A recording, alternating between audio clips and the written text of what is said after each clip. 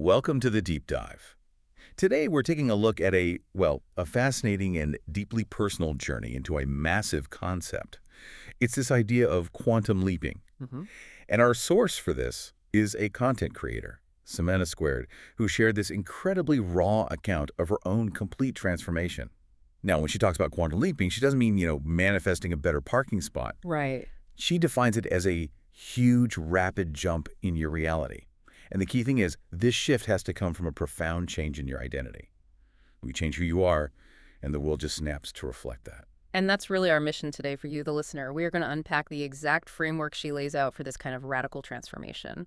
We're looking at the intersection of, severe mental health struggles, the absolute need for nervous system regulation, and the very practical use of spiritual practices. So how do you go from functioning but internally collapsing to a new person in, under 90 days?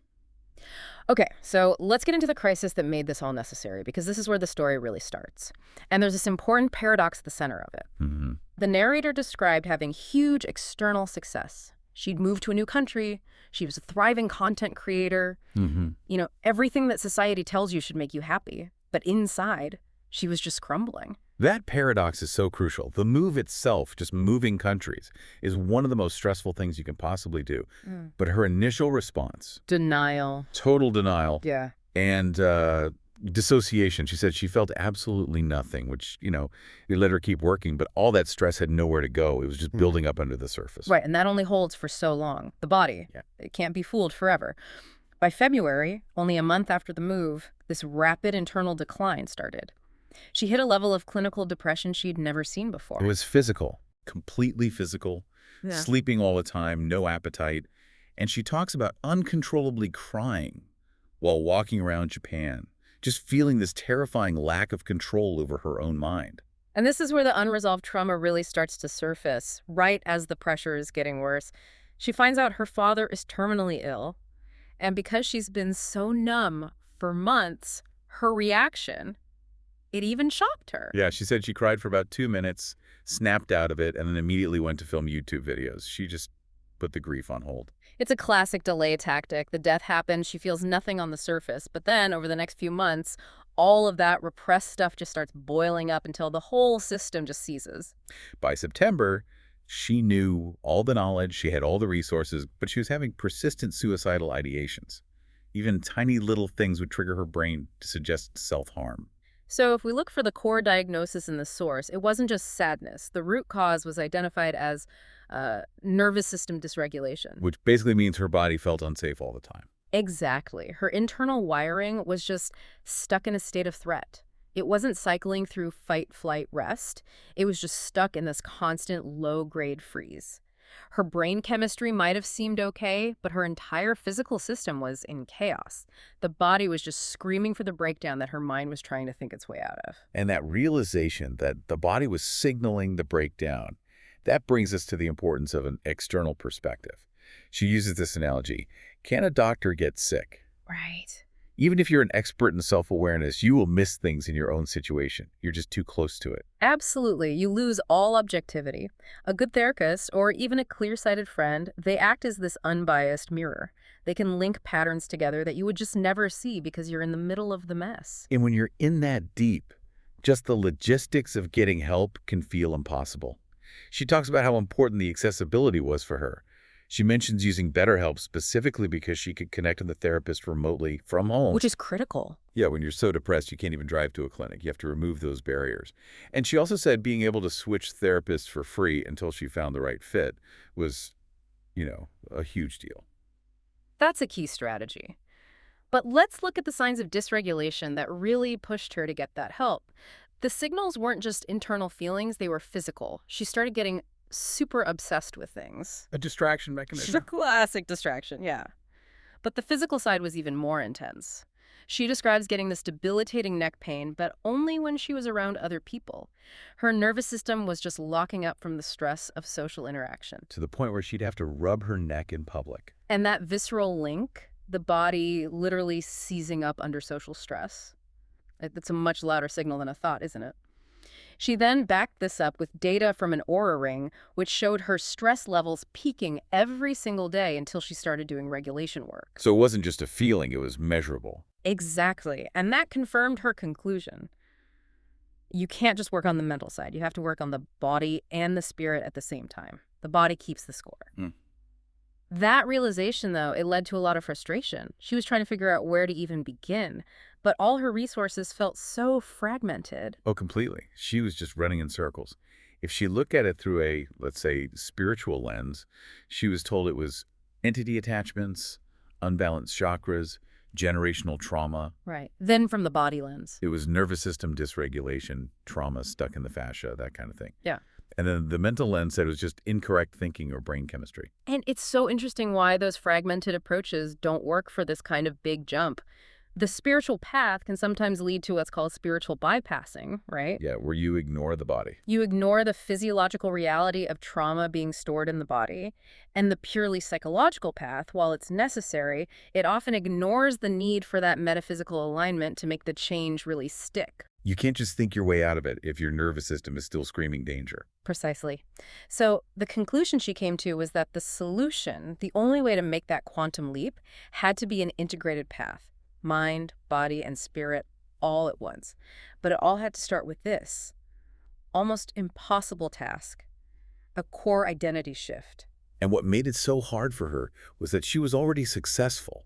She had the damn life she'd dreamed of. There was no external reason to change. So the battle was entirely internal. For years. And the catalyst wasn't a new goal. It was just sheer exhaustion. She got so fucking fed up with herself that she's finally willing to start from zero again, the biggest sacrifice. Giving up that old identity. Her attachment to being a YouTuber, she realized the label was a cage, and to get out, she had to let it go completely. So once she makes that decision, she then have to navigate what she calls the void. And the void is just the unknown. It's the space where creation happens, but it demands total surrender. And her warning here is so important for anyone trying to make a huge change. Which is what? When you enter the void, things tend to get really bad first. They crumble. The old life has to fall apart before the new one can be built. You're in this scary, unstable limbo. And that instability, of course, triggers the nervous system. Because anything unfamiliar is seen as unsafe. So it tries to pull you back to the past for comfort. She says the moment she'd make a huge leap, her system would immediately search for an anchor back to the old familiar patterns. Even if they were painful. Right. And this leads to this really intense mandate she gives for control freaks. She says consciousness is the only reality, and you have to train your awareness not to focus on the bad, even when your life is visibly falling apart, losing money, debt, family sickness. I mean, doesn't that sound like a massive demand? It does. It sounds like denial. But that's the core paradox. It's not about ignoring reality. It's about choosing where you place your focus. She argues spiritual bypassing is when you ignore the body's need for healing. This is different. This is about training your awareness to focus on the somatic feeling of safety rather than the intellectual idea of, say, being in debt. If you focus on the debt, your body contracts. It feels unsafe. If you focus on regulation and possibility, your body can relax. But that takes incredible discipline. Which is why she gives that firm prerequisite. If you're dealing with mental illness, you have to stabilize your mental health first. Get a therapist. The foundation has to be solid before you can do this kind of advanced work with your awareness. And the outcome, she says, is worth it. The new identity gives you access to new ideas, new downloads, that the old version of you, stuck in that dysregulated state, just could never have reached. It's a fundamental upgrade in your creative capacity. So how did she actually do it? The shift she describes was furious and fast, especially in the last 90 days. And it wasn't passive. It was non-negotiable, active work on the mind, body, and spirit all at once. The foundation was a daily, non-negotiable meditation stack. She's really clear about this. You have to do it to gain control over your brain, to see the world like the Matrix, and control your input. If you skip it, you lose the skill. And this is where we get the actual toolkit, the specific practices she used to force her nervous system out of that freeze state and elevate her internal frequency. Right. Let's break down that stack for you, because this is the really actionable part. Okay. First up, Kundalini breathwork.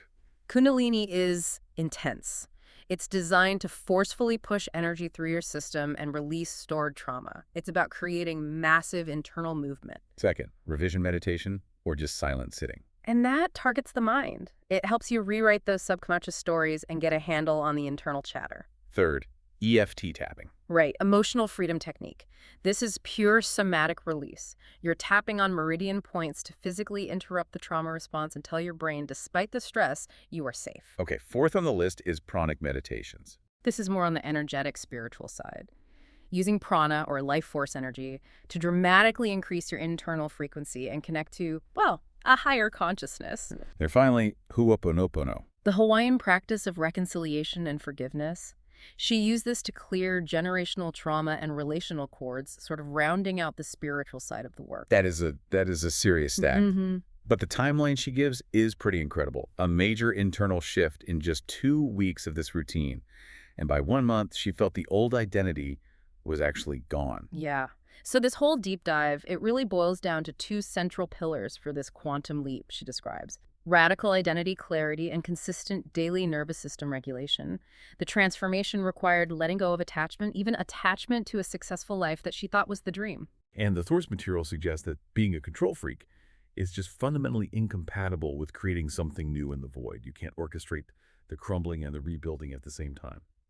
So a final thought for you to take away.